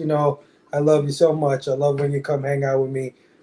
Even though it's not as often as I'd like, it's appreciated. Mark, my bro. So what is it, like 5 in the morning over there? Oh yeah, I'm gonna go to work in a minute. No, I'm gonna go to bed in a minute and hopefully get 3 to 4 hours of sleep. So thank you so much, though, dude. I really appreciate when you come hang out with us. I always try to warn you. I said, dude, it's pretty late, but you know what? No, I mean, Mark loves us so much that he stays up. The way I see it is, I can do probably 5 or 6 of these a year, but I can never do this weekly. Yeah. So you're not gonna come on the show every Friday, like we No,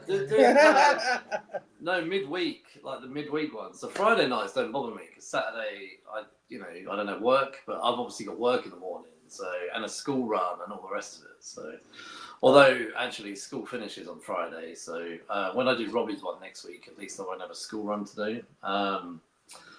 Yeah, okay. So firstly, thank you for having myself and Jasmine on. It's cool to come on and chat about other geeky things.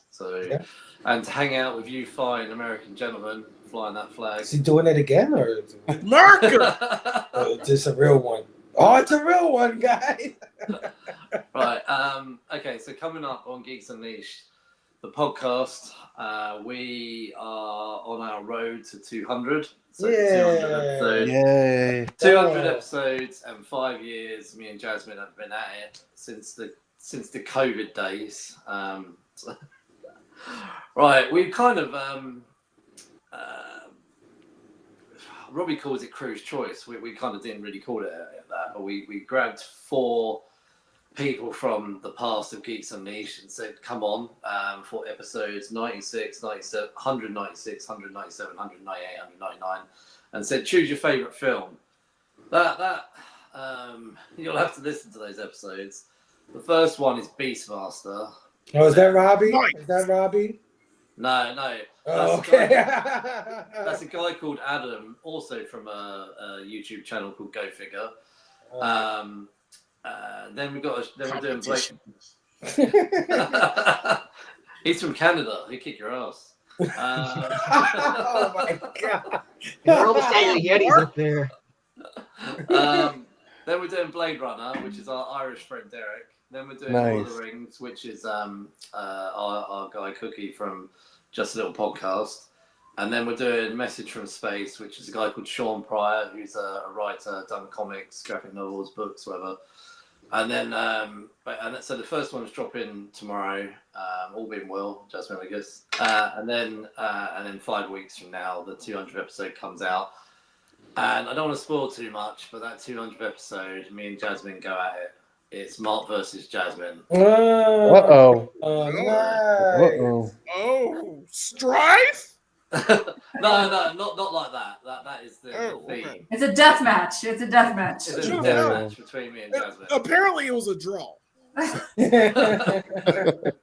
No one outside of the episode knows the results, but you should definitely check them out. So we've got some good stuff coming out in the next 5 weeks. Oh yeah, absolutely. Like I always say, everybody go sub up to Geeks Unleashed, Spotify, iTunes. I'm a little disappointed I wasn't contacted for the Road to 200, but it's okay. Oh no, we're gonna do it again. It's all right. We're gonna do it again. Well, what, Road to 300 in 2029? What are you talking about? We want to do another run of these episodes. No, basically, what it was. We want to make it a normal feature. So what it was is we actually were gonna do more, but because we started at the beginning of the year doing all the Avengers, Iron Man, Captain America, we didn't calculate it well enough. We thought we were going to finish 10 episodes before 200, and then we realised we hadn't calculated it well. And we only had 4 episodes because we were going to actually try and get all you guys on as well. Like basically, we're going to have a run of 10 episodes, and I said to Jasmine, I've worked it out wrongly. I said we're only going to have 4 episodes. And because there's a lot more of you guys, I felt a bit bad, like trying to get all you guys on. Good save, Mark. Good You save. do like what Marvel did and just do 200.1, 200.2 Yeah, there you go. Just renumber it.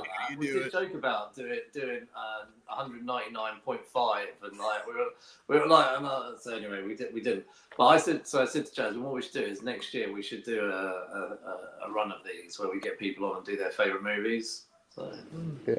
Oh yeah.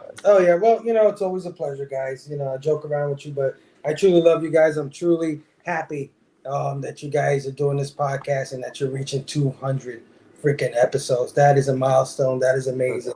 Go sub up to Geeks Unleashed. Go sub up to Ink and Insights and my brother Dr. Doom's fan club, man. He's doing great work over his channel with all those introspective on characters and comics. Love it. And Go Figure reviews. Doing the Lord's work with action figures. I love how real you guys keep it because you got a lot of shills out in the goddamn action figure community. I've been noticing. So thank you for doing that. I still think you guys should do a little bit more Transformers, but that's just me. You ain't wrong. He's a more Transformers guy. I'm more the Master of the Universe guy. Well, we got to turn you into a Transformers guy. That's all that you're telling me, Brooks. That's You all just that's- No, bro, I'm not going down that. I ain't going down that road. I've seen where that leads. You know There's what? darkness and despair. You see You my- are Surrounded by smart. Transformers. You are Yeah. a smart, wise man, my friend. You just You're definitely proved that to me just now. Of course, first, the all-new, all-different Blame Fable show is returning this Friday with bags, boards, and badass women. This Friday, we're having the great Sheena from Melanin and Manga on the channel, a person that I've been friends with since the COVID times. She's one of my first friends in the comic book community, and I always love when I can have her on the show. So that's this Friday, 9 p.m. Eastern on this channel. Bags, boards, and badass women for the all-new, all-different Blame Fable show. Of course, Actionfest continues next Monday at 9 p.m. Eastern over on Pop Culture Philosophers. I'm pretty sure all of you guys are already subbed up, but if you're not, go sub up with Robbie and Pop Culture Philosophers.